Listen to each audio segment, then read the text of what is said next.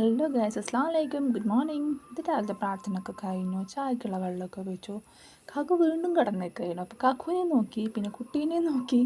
കുട്ടി പാത്തും എണീക്കാനുള്ള ഒരു വകുപ്പും കാണില്ല. മുപ്പത്തി വീണ്ടും തണുപ്പല്ലാണ്ട് കുറച്ചും കൂടി ഉമ്മയെന്ന് പറഞ്ഞ് കിടക്കുന്നുണ്ട്. പിന്നെ ഞാൻ ചായയും കൊണ്ട് പുറത്ത് സിറ്റ് ഔട്ട് അടുക്കള ഭാഗത്ത് വന്നു കേട്ടോ. അടുക്കള ഭാഗത്ത് വീതിരമ വന്നു. നല്ല രസമാണ് ഇവിടെ. കാരണം കുരുവികളും പിന്നെ ആ ഭാഗത്തൊക്കെ മയിലുകളൊക്കെ ഉണ്ട്. മയിലൊക്കെ ഉണ്ടാവാറുണ്ട്, കുരുവി ഉണ്ടാവാറുണ്ട്. അതേപോലെ അങ്ങനത്തെ ഒക്കെ ഇതിൻ്റെ സൗണ്ടൊക്കെ കേട്ട് ചായ കുടിക്കാൻ നല്ല രസമല്ലേ. അപ്പോൾ നല്ല രസമാണ് കിളികളെ കൊഞ്ചലൊക്കെ കേട്ട് ചായ കുടിക്കാൻ. അപ്പോൾ കുറച്ച് സമയം ഇരുന്ന് ചായ കുടിച്ചു.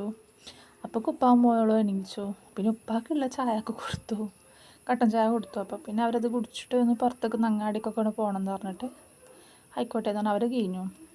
കുട്ടിയും ഞാനും അവർ ടാറ്റാക്കാണ് ഇവിടെ. അങ്ങനെ അവരടുത്തേക്ക് കഴിഞ്ഞു. പിന്നെ ഇതാ കുട്ടിയും ഞാനും ഉണ്ട് ഇവിടെ. കത്തൽ പിന്നെ അവർ കൊണ്ടുവരാൻ പറഞ്ഞു, പൊറോട്ട കൊണ്ടുവരാൻ പറഞ്ഞു. അപ്പോൾ പിന്നെ ആയിക്കോട്ടെ, ആമിക്ക് വലിയ ഇഷ്ടമാണ് പൊറോട്ട. അപ്പോൾ പിന്നെ കൊണ്ടുവരട്ടെ വെച്ചിട്ട് വിളിച്ചിട്ടുണ്ടായിരുന്നു. അപ്പോൾ ഞാൻ ആയിക്കോട്ടെ കൊണ്ടുവന്നോളി എന്ന് പറഞ്ഞു.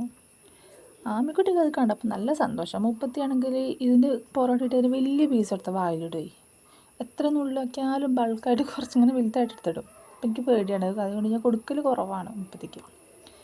അപ്പം ഞാനെടുത്ത് കച്ചടക്കാണ്. മുപ്പത്തിൻ്റെ അവിടെ എന്നോട് ഓരോന്ന് പറഞ്ഞ് പേടിപ്പിച്ചിട്ടുണ്ട്. അമ്മച്ചി ഇത് ഇടട്ടോ ഇത്ര ഇടട്ടോ എന്നൊക്കെ ചോദിച്ചിട്ട്. എന്നാലും എൻ്റെ കണ്ണ് വലിയൊരു പീസ് വായിലേക്ക് ഇട്ടേക്കണം മുപ്പത്തി. എന്നിട്ട് വലിയൊരു പീസ് വായിലേക്ക് ഇട്ടിട്ട് പറഞ്ഞ് ചമക്കാണ്. അങ്ങനെ ഇത്രയേ ഉള്ളൂ. രാവിലത്തെ വിശേഷം ഇത്രയേ ഉള്ളൂ. എന്നാൽ ശരി, പിന്നൊരു ബ്ലോഗിൽ കാണാം. തരാ, ഗുഡ് ബൈ.